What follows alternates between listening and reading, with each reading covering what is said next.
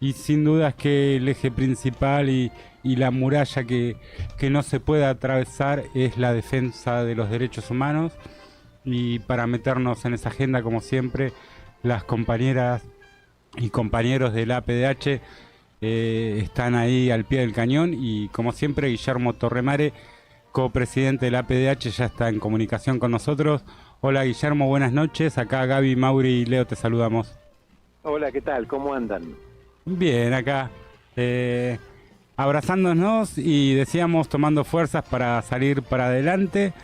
Lo primero, sabiendo del compromiso que tenés como militante, como dirigente, ¿cómo estás viviendo vos estos días y cómo están viviendo también los organismos de derechos humanos que para muchos militantes ustedes siempre son nuestras referencias, ¿no? En la lucha de los pueblos.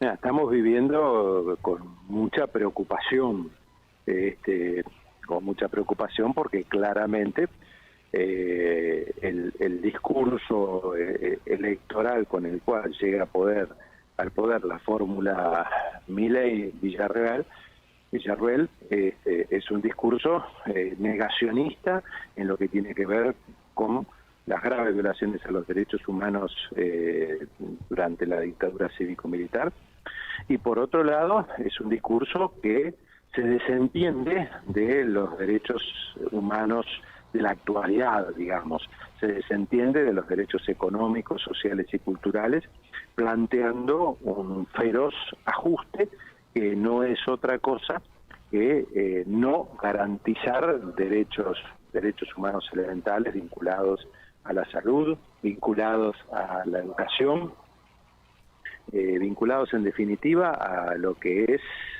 las condiciones para acceder a una vida digna, ¿no? De modo que estamos mirando eso con gran preocupación, y vamos a estar atentos a ver cuáles son las medidas que el gobierno toma. Vamos a fijar posición con respecto a esas medidas. Nuestro rol va a ser el mismo que hemos tenido en nuestro caso, Asamblea Permanente por los Derechos Humanos, desde la fundación en 1975. No vamos a dejar de denunciar, de visibilizar, de reclamar ante las violaciones a los derechos humanos que se puedan cometer. Nosotros pensamos que el 55% de la población que apoyó a esta fórmula electoral no es negacionista, no se desentiende de la idea de derechos humanos. Ese apoyo electoral tiene que ver con otra situación, tiene que ver con que esta fórmula ha interpretado un malestar social, que se ha generado precisamente porque no se han respetado, porque no se han garantizado íntegramente los derechos humanos. Nosotros tenemos un país con el 40% de pobres. Bueno, eso es una grave violación a los derechos humanos. De modo que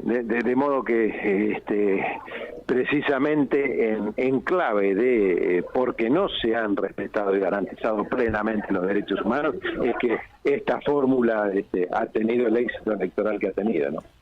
Está bueno esto que trae Guillermo, que sin duda, ¿no? Las restricciones económicas que sufre gran parte de la población es una deuda que se puede poner en perspectiva de derechos humanos que tiene la democracia, con un sector muy grande de la población que no le dio respuestas, ¿no? Que no accede a un sistema económico, social, de salud, de educación de calidad, ¿no? Creo que ahí hay parte de la clave de lo que nos está faltando. Sin duda, creo que hay que mirarlo de ese lado, porque las sociedades que respetan derechos humanos, como lo decimos siempre, en cada ocasión que charlo con ustedes, son las sociedades seguras, son las sociedades del bienestar. Y acá nosotros, para intentar eso, se ha apostado a algo que lo que plantea es precisamente lo contrario. Precisamente lo contrario, ¿no? Es interesante. Ahora, Esto Sí. que traes de separar, que no es el 55% de la población apoyando posturas negacionistas, sino que bueno, las posturas negacionistas de alguna manera creo que venían en el paquete del cambio que eligió la sociedad y dar esa discusión, no dejar que quede sobreinterpretado que los derechos humanos hoy pueden, digamos, estar en discusión. Sin duda, sin duda. Y tenemos ejemplos concretos. Recuerden en 2017 cuando la Corte intentó aplicar esa norma procesal del 2 por 1 y liberar genocidas condenados. ¿Qué ocurrió? Bueno, ocurrió que una gran mayoría de la población salió a la calle para oponerse, se llenaron las plazas de todo el país y en 24 horas el Congreso Nacional tuvo que sancionar una ley que establecía que esa norma procesal no era aplicable para los condenados por delitos de lesa humanidad, ¿no? De modo que lo que nosotros decimos es que existen reaseguros en la sociedad argentina y esos reaseguros están fundados en todas las políticas de memoria, verdad y justicia que se han desarrollado en los últimos 40 años de vida democrática. En línea con eso que plantea Guillermo, se está en varias de las medidas que van anunciando y que pretende aplicar el futuro gobierno de la Libertad Avanza, choca de frente con la Constitución, con mucha legislación, hasta con los derechos humanos. ¿Cómo imaginás el escenario a futuro en ese aspecto? ¿Las instituciones son una correlación de fuerza en algún punto o son una muralla de resistencia? ¿Cómo pensás esos temas? Bueno, efectivamente, muchísimas de las medidas que se anuncian son medidas claramente anticonstitucionales. Son medidas que no respetan nuestras normas jurídicas fundamentales, que vulneran no solamente nuestra Constitución Nacional, sino también los tratados internacionales de derechos humanos que Argentina ha suscrito y que la obligan. Y si la obligan, existe un poder del Estado, que es el Poder Judicial, quien debe poner en valor eso, quien debe impedir que esas normas sean vulneradas. Va a ser muy importante que esto que estamos hablando lo difundamos, lo planteemos permanentemente, ¿no? Porque se requiere que haya una sociedad atenta, una sociedad que reclame, una sociedad en la cual todo esto se visibilice permanentemente. Nuestro rol va a ser que decía de estar permanentemente atento a cada medida de gobierno y como lo hemos hecho siempre, ¿no? Plantear que los derechos humanos sean una realidad. Ahí mencionaste varias veces, como lo hemos hecho siempre, también hablaste hace un ratito de los orígenes de la APDH, y me gustaría retomar un poquito esos orígenes por lo que significó, ¿no? Esa expresión multipartidaria en un gobierno democrático que empezaba a violar sistemáticamente los derechos humanos. Una situación que no se ve muy lejana en el panorama de hoy. Si te parece, contanos un poquito ese nacimiento de la APDH también. Sí, claro. Ese nacimiento se da en un momento en el cual se preveía que lo peor que estaba por suceder, porque ya se habían comenzado a cometer graves violaciones a los derechos humanos, básicamente protagonizadas por agentes paraestatales, ¿no?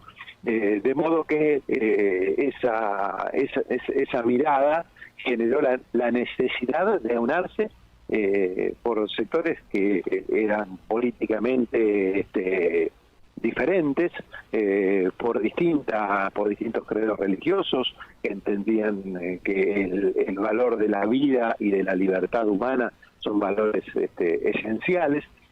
Bueno, yo creo que basados en ese patrimonio histórico que tenemos, hoy tenemos que estar igualmente atentos y tenemos que convocar a todos los sectores políticos a que se expresen ante las violaciones a los derechos humanos, que no las permitan y que por todas las vías intentemos que el Estado cumpla con su obligación, que no es otra que la de respetar y garantizar derechos. Estamos conversando con Guillermo Torremare, él es abogado, copresidente de la PDH Nacional. Guille, la última, sabemos que hace un ratito estuviste en la Universidad Nacional de San Martín, estuvieron haciendo una actividad justamente sobre los movimientos de derechos humanos en la Argentina. Contanos un poquito cómo estuvo la actividad. Justito, mira, estamos con nuestro compañero Eduardo Tabani.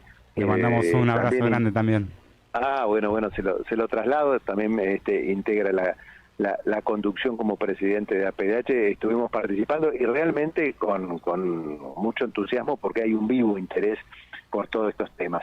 Y hay un vivo interés en sectores jóvenes, hay un vivo interés en los sectores académicos, porque bueno, estamos frente a una realidad que no solamente nos preocupa a nosotros, preocupa a todas aquellas personas que tienen un compromiso, que tienen una mirada sobre esta realidad que describíamos, ¿no? Así que bueno, con mucho entusiasmo, y este es el rol que nosotros hemos asumido históricamente y que vamos a continuar desarrollando, ¿no? Porque es lo que sabemos hacer, lo que queremos hacer, lo que nos gusta hacer, y en definitiva es el compromiso que hemos asumido con nuestra sociedad. Te saco una más y ya los dejo libre, que terminan esta actividad, y me imagino que tienen un ratito ahí para conversar con las y los compañeros de la universidad. Pero te llevo a Tres Arroyos, porque no hablamos después de las elecciones, si hubo cambio de gobierno después de muchos años. ¿Cómo estás evaluando eso ahí en tu pago local? La verdad que muy contento, porque allí gobernaba un movimiento vecinal desde el año 95, un movimiento vecinal cuyo origen había estado muy vinculado a la dictadura, porque sus fundadores fueron funcionarios de la dictadura, y que de alguna manera tenía el discurso de la antipolítica como si fuera un valor positivo, ¿no? Se ha terminado ese periodo histórico, y la Unión por la Patria ha triunfado en estas elecciones, así que esperamos políticas públicas mucho más comprometidas con los intereses que nosotros siempre estamos levantando, y que tienen que ver con dar satisfacción a necesidades básicas de un sector de la población que es importante, que es amplio, y que hoy está padeciendo situaciones dolorosas. Guille, gracias como siempre por este ratito que compartís con todos los oyentes del programa para pensar por dónde va la agenda de derechos humanos en la Argentina. Abrazo. No, al contrario, muchas gracias a ustedes, un abrazo como siempre. Guillermo Torremare, copresidente de la PDH, pasó por el aire de Ahora Dicen Que.